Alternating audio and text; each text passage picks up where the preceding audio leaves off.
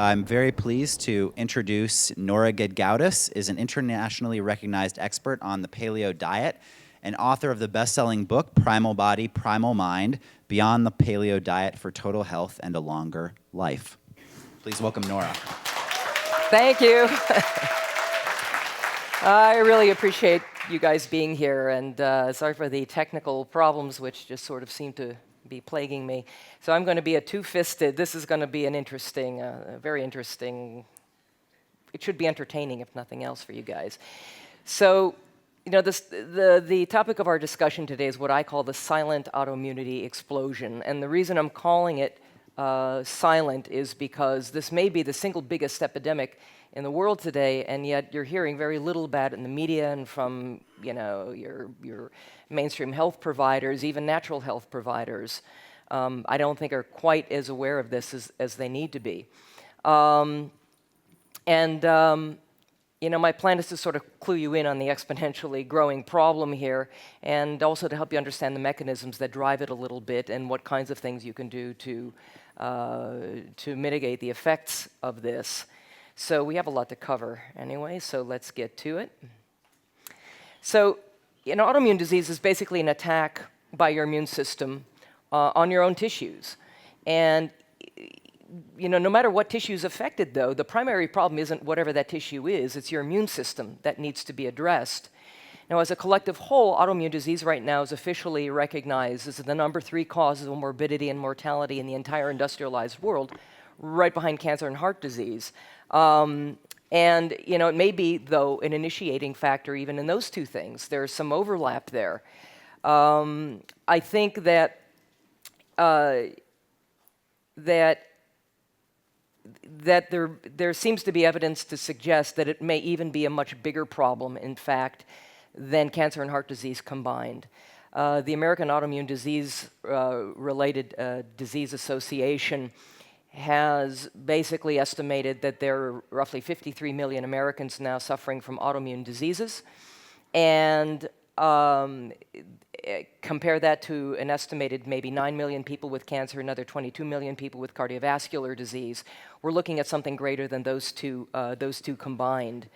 So, and according to them, 1 in every 12 women, 1 in every 24 men estimated to have an autoimmune disease.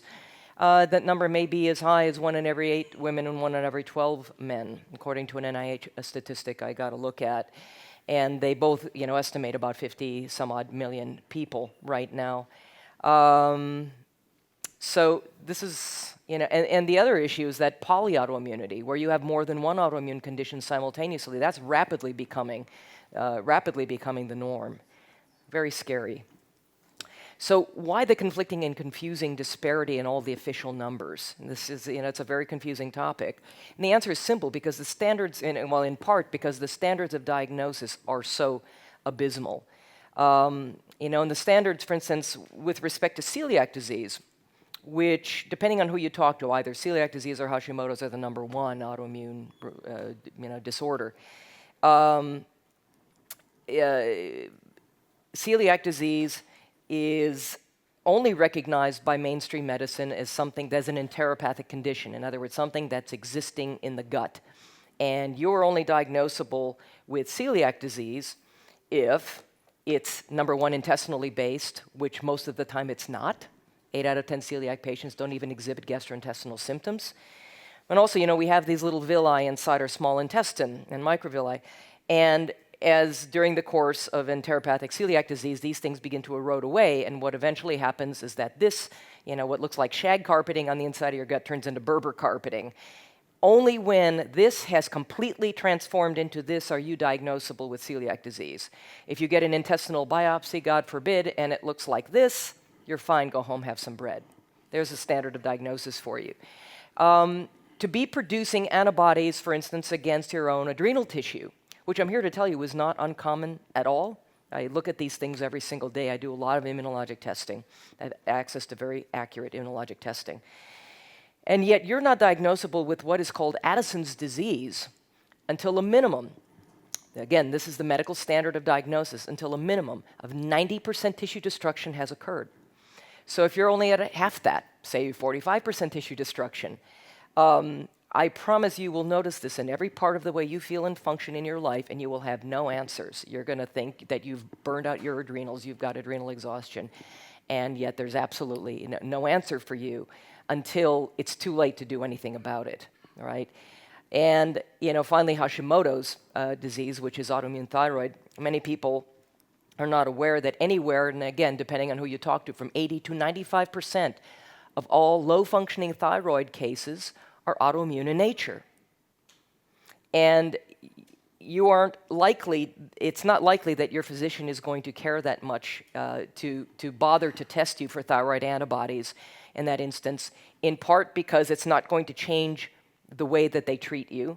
And number two, they have literally nothing to offer you if that's what you're presenting with, which in all overwhelming number of cases, that's what you're presenting with. So they can make your labs look prettier by putting you on levothyroxine or something like that, and yet you may still have every single symptom that you had prior to the medication, and your labs look better, and that's all they care about, and you go home and you're wondering why you still have, to quote the cover of Dr. Karazian's book, why you still have thyroid symptoms when all your lab tests are normal. There is, the standards of diagnosis of actual autoimmune diseases, leave something to be desired, to put it mildly. And, the fact is that these numbers are probably quite a bit higher in terms of the numbers of people really being impacted by inappropriate antibody production are likely much, much higher than what the statistics of diagnosing autoimmune disease actually suggest.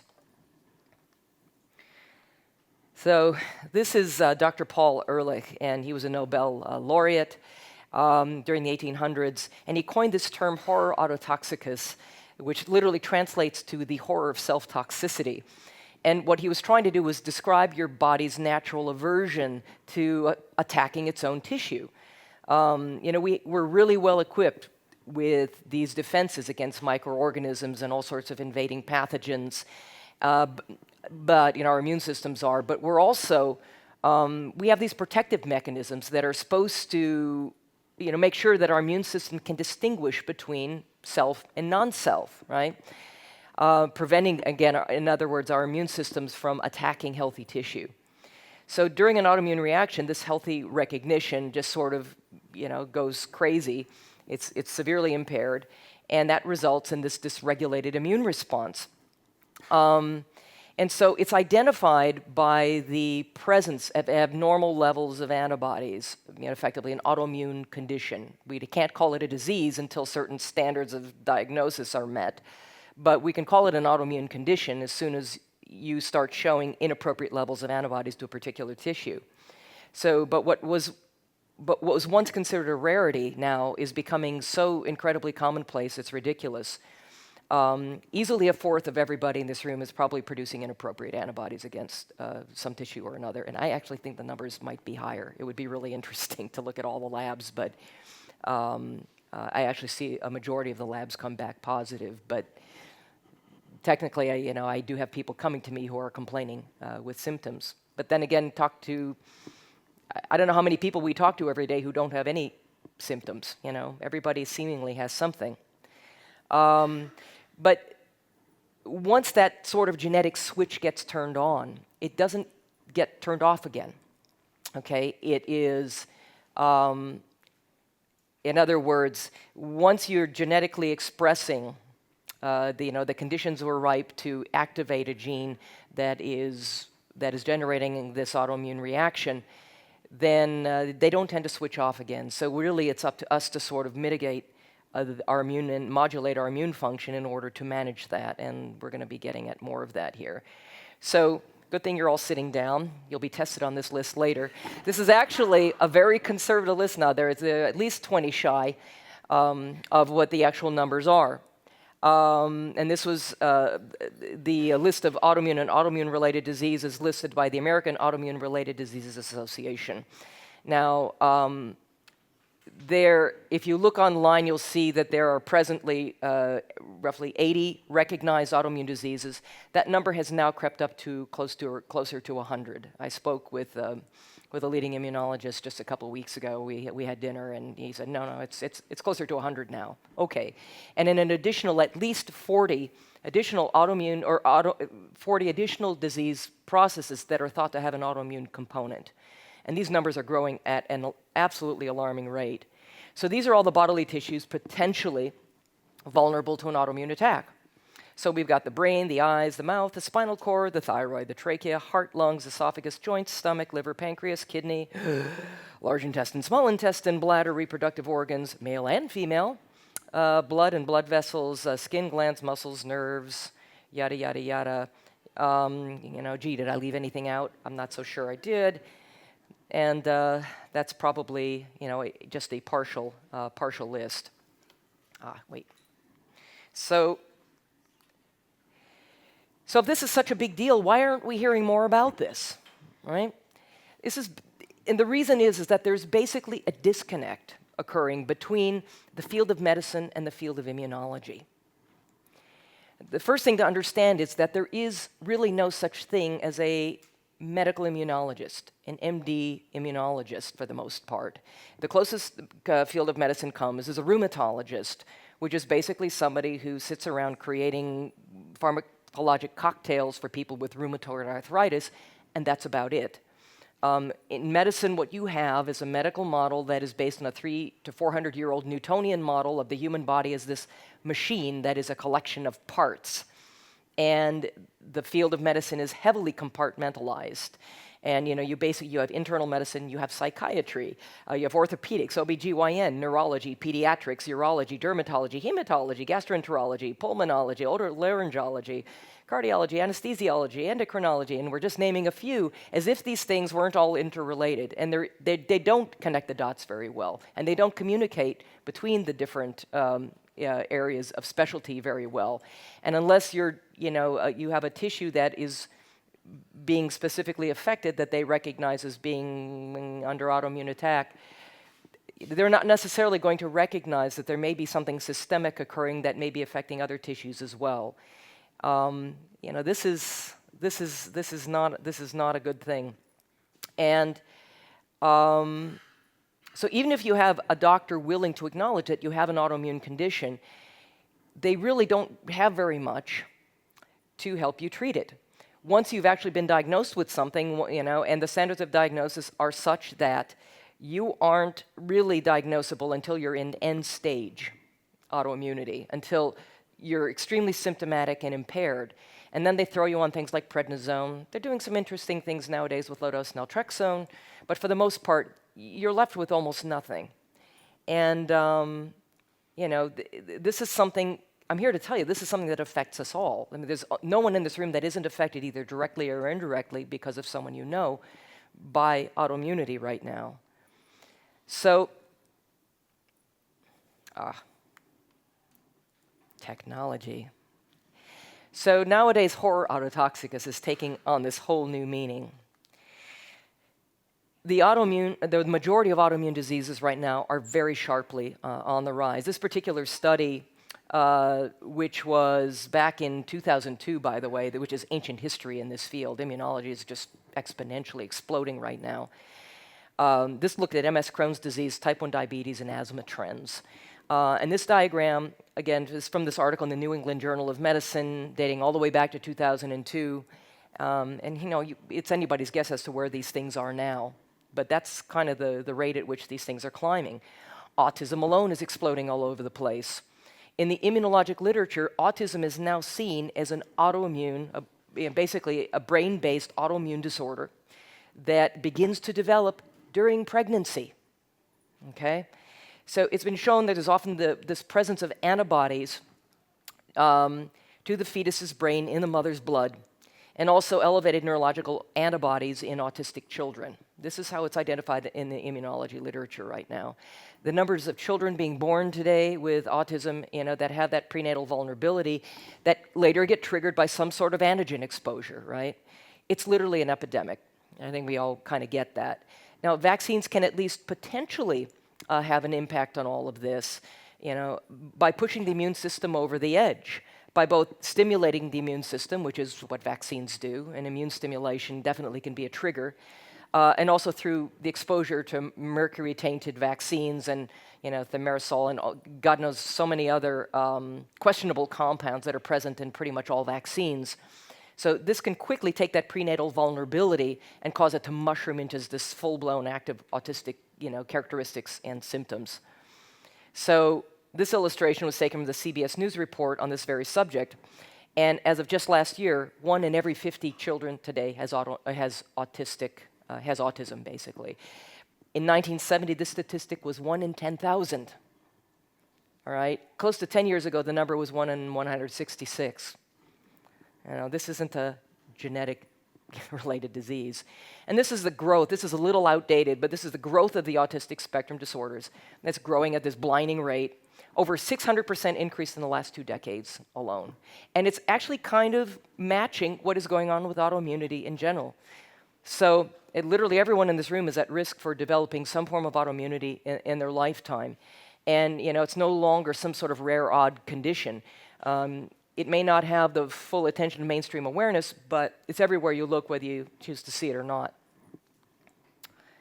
So here's another statistic. 1 out of every 100 people estimated today in the US has celiac disease.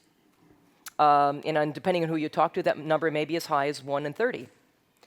And again, that's an autoimmune condition that's associated with gluten exposure and an immune reactivity against IgA transglutaminase. It's not about your genotype. It's not about having an HLA-DQ genotype. That is not a reliable marker. 5% of people with very clear celiac disease presentation don't have that marker, and up to 20% of people with that marker don't have celiac disease. So it's not a reliable indicator.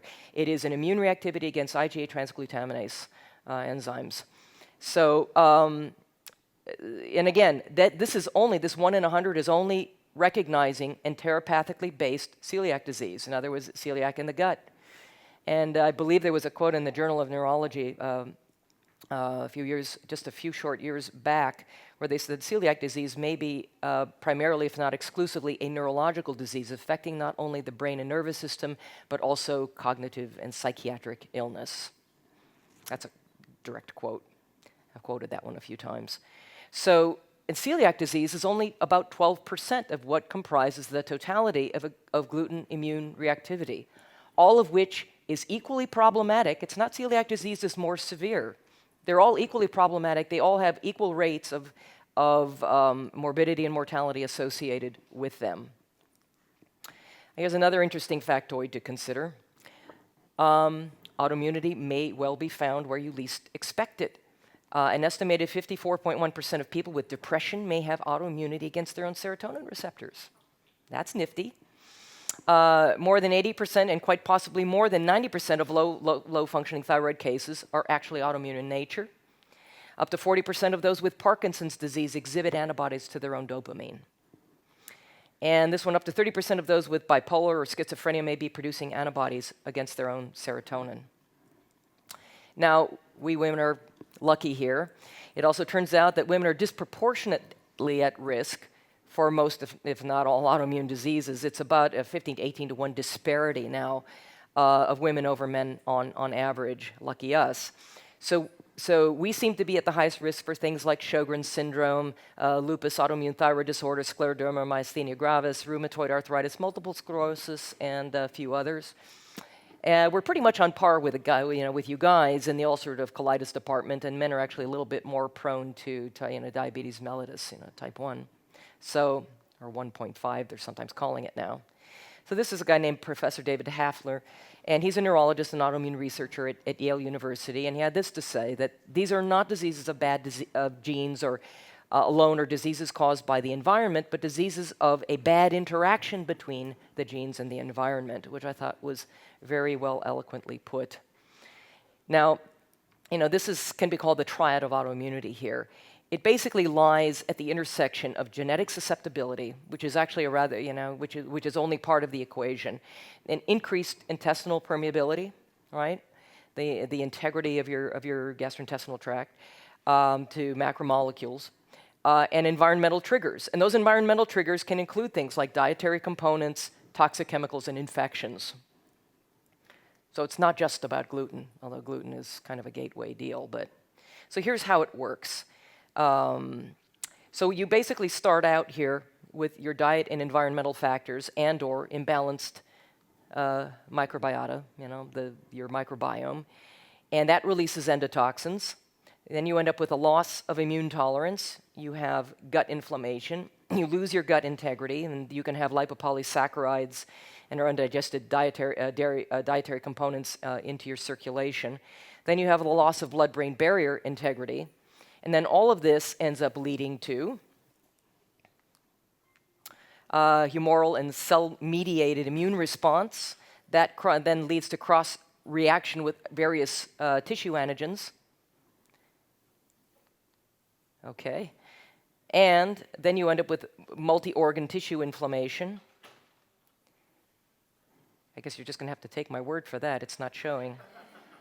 There we go. It's in there somewhere. And autoimmunity, okay? Yeah. So why on earth is all this happening now? And one of the questions I ask in my book, Primal Body, Primal Mind, is just what generation of Pottinger's cat are you? We've had less than 500 generations now out of the last 100,000 or more of human evolutionary history eating a significant amount of grains and increasing amounts of carbohydrates. We've had roughly 13 generations now with exposure to industrialized food supply. And as if that wasn't bad enough, we can add to this, depleted soils and diets and all sorts of nutrient deficiencies, dietary antigens, especially things like gluten and casein, which tend to be the most common. We have GMOs and glyphosate from Roundup. We have EMF pollution. We have dysbiosis and infections due to overuse of antibiotics. We have vaccines. We have fluoridation. We have radiation now, contamination in air, water, and soil, and of course, that's just growing, folks. Increasing toxic additives to processed and refined foods, and environmental haptens and heavy metals. With each subsequent generation exposed to these things, basically our health and our very genome is becoming extremely compromised. So what are the most common recognized causative factors in autoimmunity when we have so many great things to choose from, Oh, goodness. No, that was not supposed to be there. But oh well, okay. So far, relatively smooth. So wherever autoimmunity presents itself, an immune reactivity to gluten is something that absolutely has to be ruled out. It should be one of the first things that you begin to suspect. It's well known to either initiate or exacerbate virtually all forms of autoimmunity. And if autoimmune is present, it's pretty safe to assume that gluten is not going to be helpful to you, all right? So addressing gluten sensitivity, or more properly termed, gluten immune reactivity. I don't like the term sensitivity. I don't like the term intolerance. I think you calling it what it is, a gluten immune reactivity, is much more precise language. When you use gluten sensitivity, people think, you're just a little sensitive. That's all, as if it's something benign. There's nothing benign about it. Addressing a leaky gut is absolutely critical, obviously, in these cases. But once you've healed that leaky gut, it's never ever okay to go back to eating, those, whatever, muffins again, and croissants and bread and whatever else. That's a permanent thing. You just basically have to just sort of buck up and deal and say, okay, never again. And that also includes whatever cross-reactive compounds that you may be reacting to related to gluten exposure. The most common being casein, which of course is a milk protein. Roughly half of everyone with gluten immune reactivity also has a cross-reactivity with dairy. In other words, your immune system sees it as being identical to gluten. And we'll get to that. But this is an area of autoimmunity over which autoimmune sufferers have tremendous control. We can make these dietary choices. We don't always have control of what's coming at us from our environment, but at least one of the primary inflammatory factors, in other words, gluten, is something that we do have control over it. And gluten's role in autoimmunity should never, ever be underestimated. And anyone that tells you that gluten sensitivity or immune reactivity is somehow a curable condition, they're either severely misinformed or completely deluded, or they're lying. If someone continues to consume gluten once a gluten immune reactivity has been identified, the odds of developing a second autoimmune condition are exponentially higher. So I'm going to skip past this next slide. Oh, good. Oops, nope, let me go back. Oh, let me go back. It won't let me go back. Okay. So I'm just going to go ahead here. Okay, it's all right. So anyway, gluten-containing grains are not the only source of gluten reactivity, right? There is also this phenomenon called cross-reactivity. And this particular article describes cross-reactivity in this way, and I think it's a good definition, that the phenomenon of immunologic cross-reactivity occurs when an adaptive immune response to one antigen results in reactivity to structurally related antigens. In other words, it's all about molecular mimicry, right? It looks similar enough that the body confuses one with the other, and that tends to be a permanent issue. Now, here's how antibodies work in a nutshell. Now, this is not even 101. Each tip of the Y of an antibody, whoops, can I, and it's, whatever. So each tip of that Y basically is referred to as, contains what's called a paratope, and that's also known as the antigen binding site, and the structure is sort of analogous to a lock. And then you have, it's specific for one particular type of epitope, this thing that comes along to react with it, and allowing these two structures to bind together with precision, or maybe, shall we say, relative precision. So the recognized cross-reactive dietary components with gluten that are tested for by Cyrex Array 4 basically include the following. Milk proteins, anything that contains milk or milk proteins, like things like milk chocolate or whatever. Then there's oats. Then there's baker's and brewer's yeast, not nutritional yeast, but baker's and brewer's yeast. Prepackaged, pre-ground, and or instant coffee, which I know is a weird-sounding one. It actually confers the most virulent cross-reactive reaction. There's something in the processing of coffee that seems to lead to this antigenicity, this cross-reactivity. And whether it has to do with the way cheap coffee is processed and stored, or whether there's something that happens to the proteins in that processing thing, I don't know. I think they're still trying to figure that out. But this doesn't happily apply to whole organic roasted coffee beans. We're just talking about the pre-ground, pre-packaged instant stuff. Okay. This also includes things like millet, potential cross-reactivity. Not everybody has these, by the way. Millet, corn, and rice, which itself can be cross-reactive with wheat. Everybody thinks of rice as that safe starch, Not necessarily at all. And this is the kind of rice they used in this testing was white rice, by the way. So it doesn't matter, white rice, brown rice, whatever. So if any of you ever go to work for, you guys ever have, access to a healthcare provider that is able to order this testing, there's no lab, and I don't have any financial ties with these guys at all. I'm excited about what they're doing. They're probably 30 years ahead of everybody else.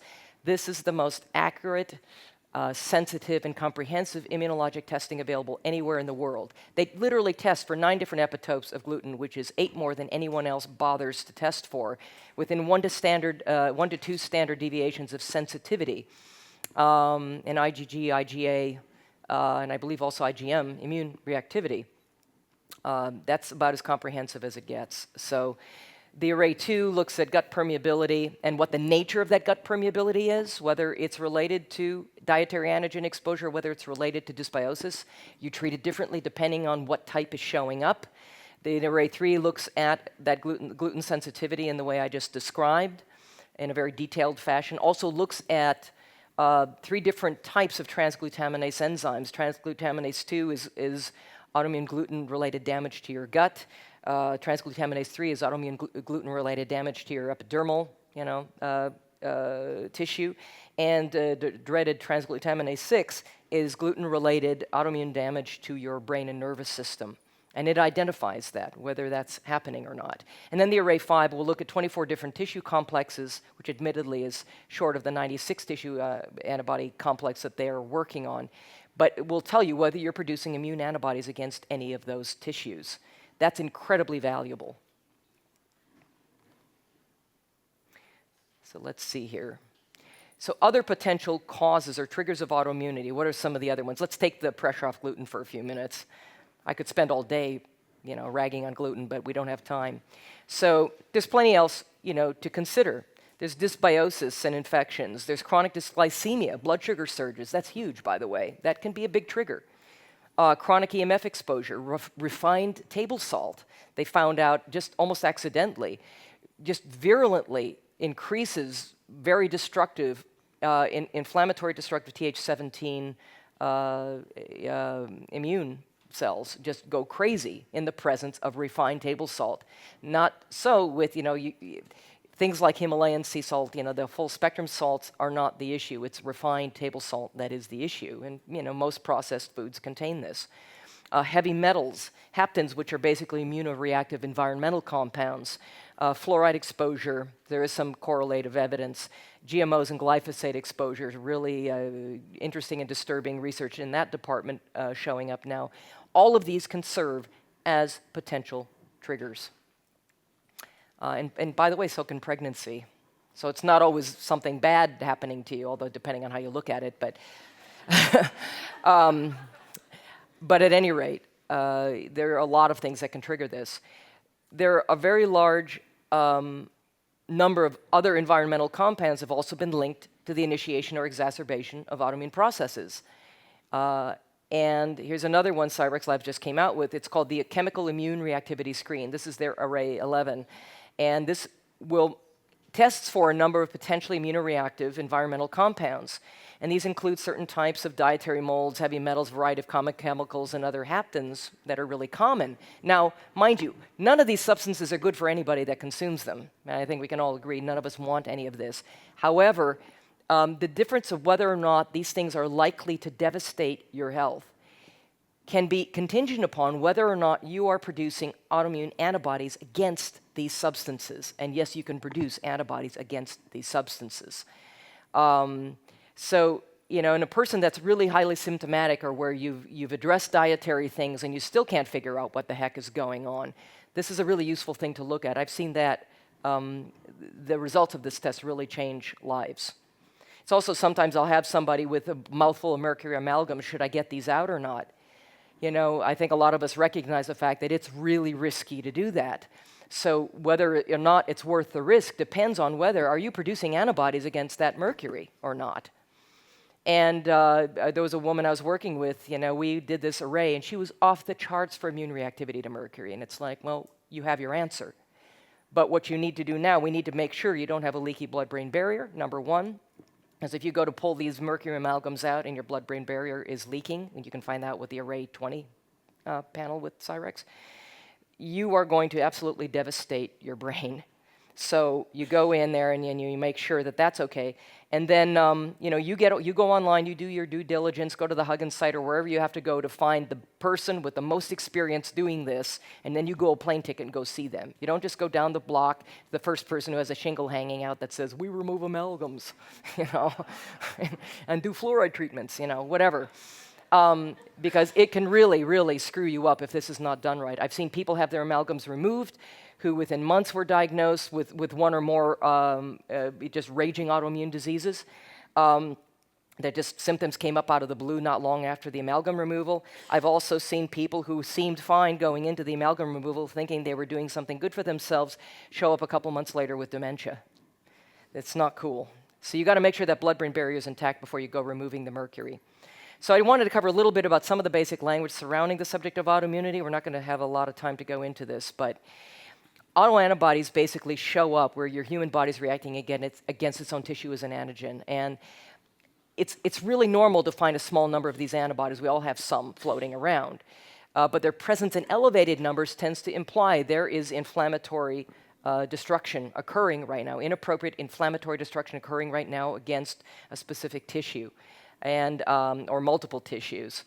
Now, it's usually the best way to determine whether or not this process is underway. That's really the best thing we've got to figure this out.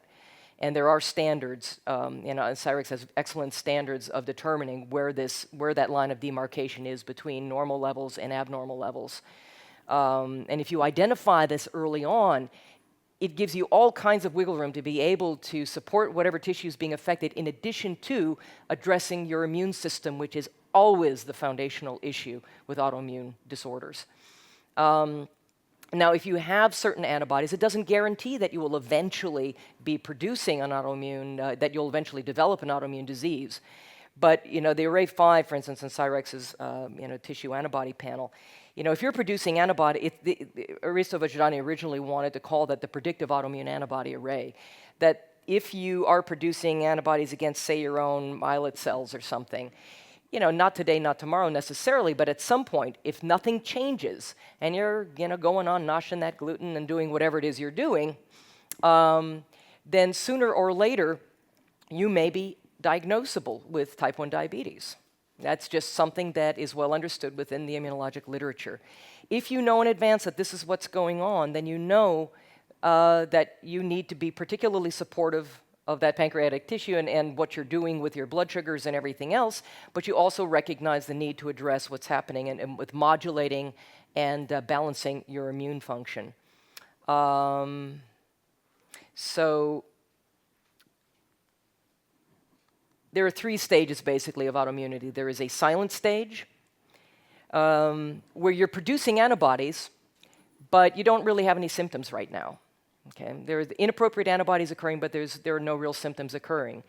And then there's this autoimmune reactivity stage, and here you have positive antibodies and symptoms and maybe some loss of function, but you don't have complete destruction of any of your, of any of the tissues associated with the condition, and you're not likely to get this diagnosed yet either. I call this the crazy-making stage.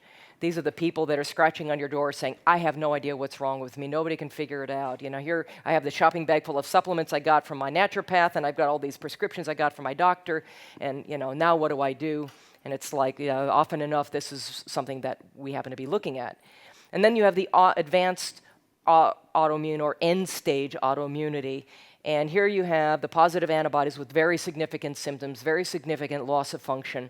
And by this point, the damage can be identified with all kinds of imaging studies and other things. It's just sort of obvious. Now they have to slap a label on it and call it something because they have no other choice.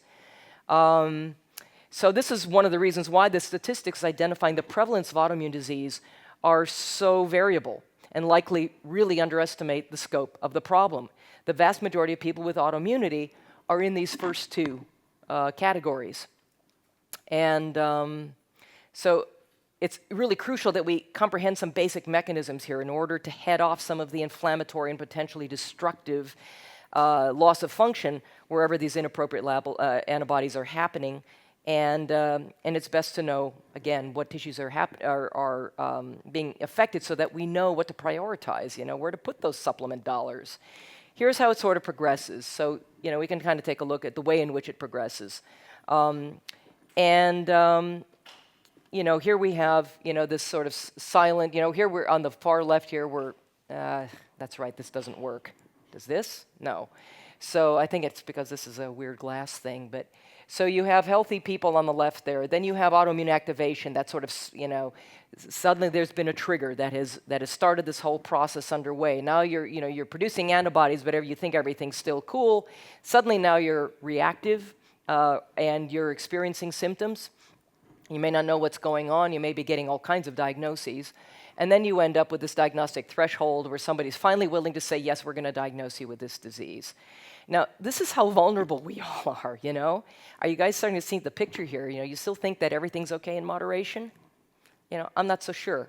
And also, there often is a very strong genetic component in this, pertinent to your own children if you happen to have any.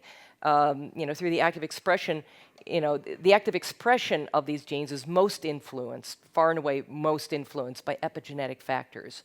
In other words, the kinds of environment that you create for, the expression of those genes, whether it supports the expression of those genes or the suppression of those genes.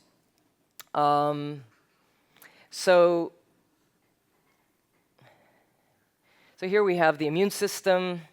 You have it's an important thing to understand that all autoimmune conditions are basically exhibit what's called immune polarization.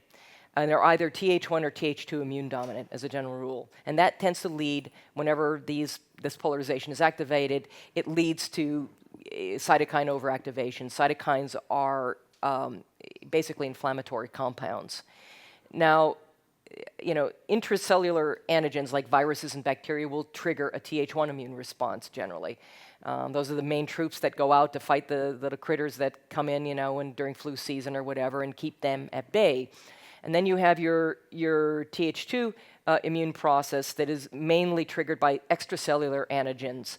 Oh God, seriously? Okay. Just a few minutes left here. So, yeah. So, okay, Th1, Th2. Th2 is our, antibodies, antibody production. And anything that enhances Th1 immune function in a Th1 dominant immune condition is going to make you worse.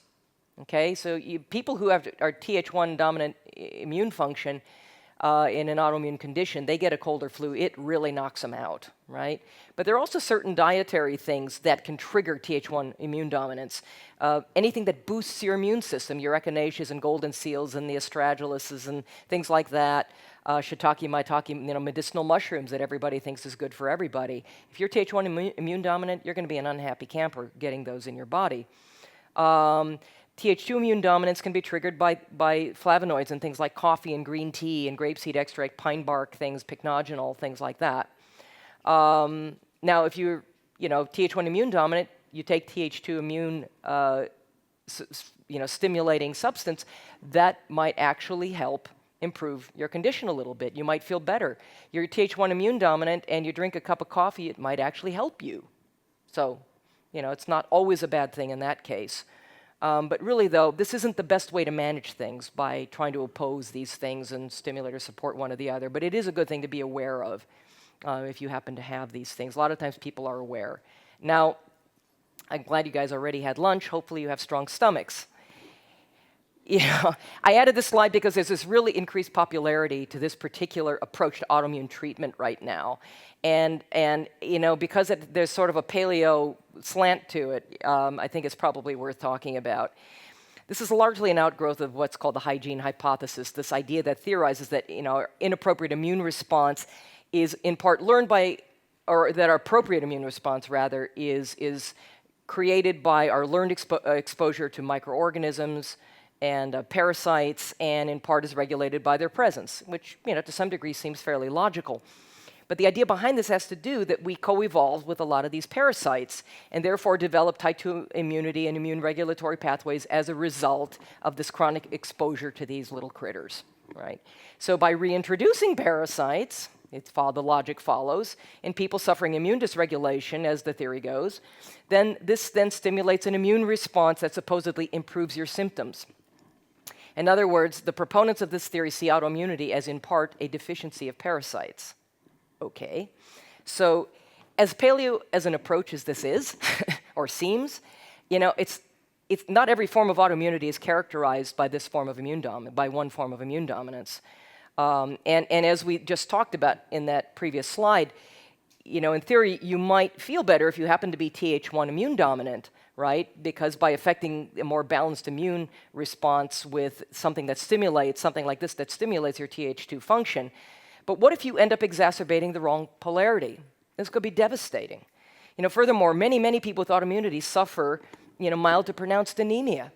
I mean, that's super common. It's one of the red flags, in fact, when I look at blood chems.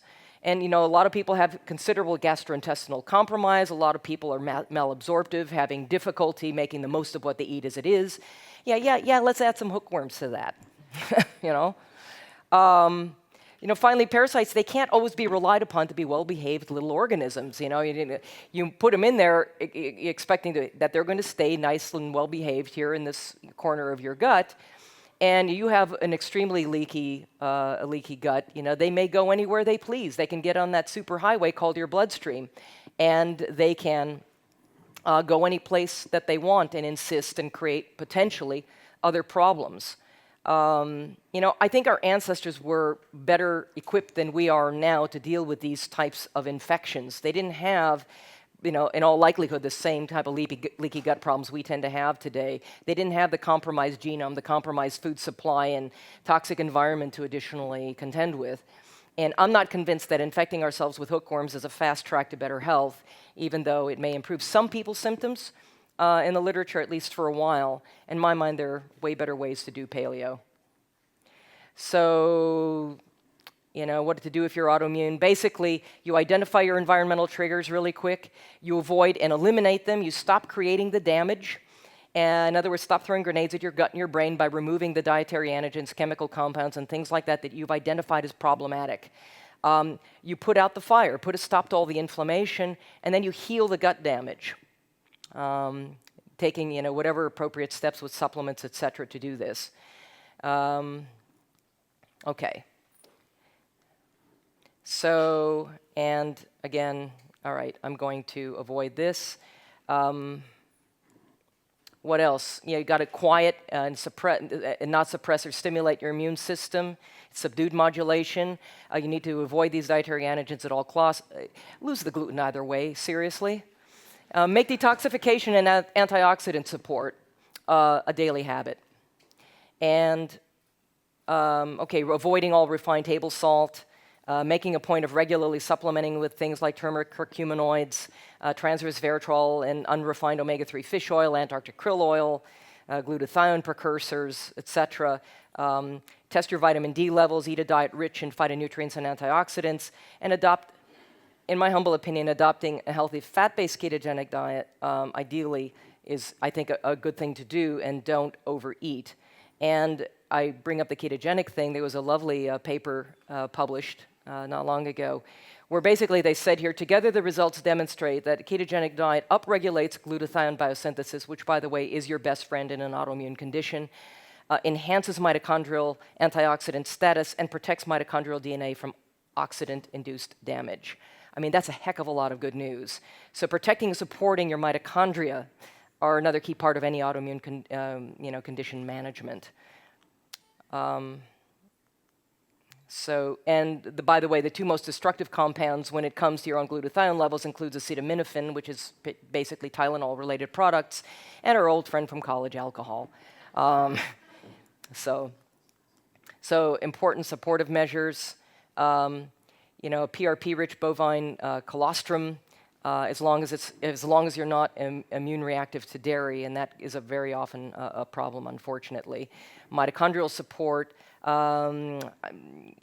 nitric oxide support, and I don't have time to go into why, but please avoid arginine and citrulline supplements like the plague. They're not good, because there are two forms of nitric oxide that are extremely beneficial, and there's one that is devastatingly destructive, like an atom bomb to your tissues, and arginine and citrulline make all three. There are better ways of doing it, and I wish we had time to go into this. Exercise, keeping it intense and brief, is a great way to actually support healthy nitric oxide production. That is one thing you can definitely do. And again, a fat-based ketogenic approach to diet. So the best news in all of this is that the mechanisms that initiate and drive these processes have never been better understood by immunologists today. And anyone who bothers to take a look at what they're actually doing, and there really is a tremendous amount that can be done to basically arrest the process of damaging inflammation and autoimmunity. And if you catch it early enough, you can possibly even reverse some of the damage and create a state of remission. And I see it all the time. It's really wonderful. And the best news about that is that there's so much that can be done naturally.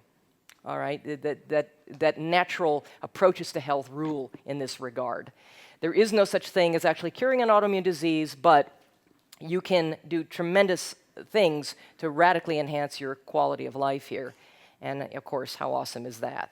So for more information, and again, I mainly touch upon autoimmunity in my book, but I have a book on autoimmunity coming out in the next couple of months that's going to be way more expansive than what I had a chance to go into today. Lots of practical step-by-step information anyone can apply. And also keep a lookout for my upcoming ebook on this subject as part of my Primal Restoration series. Sign up for my newsletter. That'll be the best way to find out about it. I promise I will never spam you. So thank you so much. I've got another panel to get to now.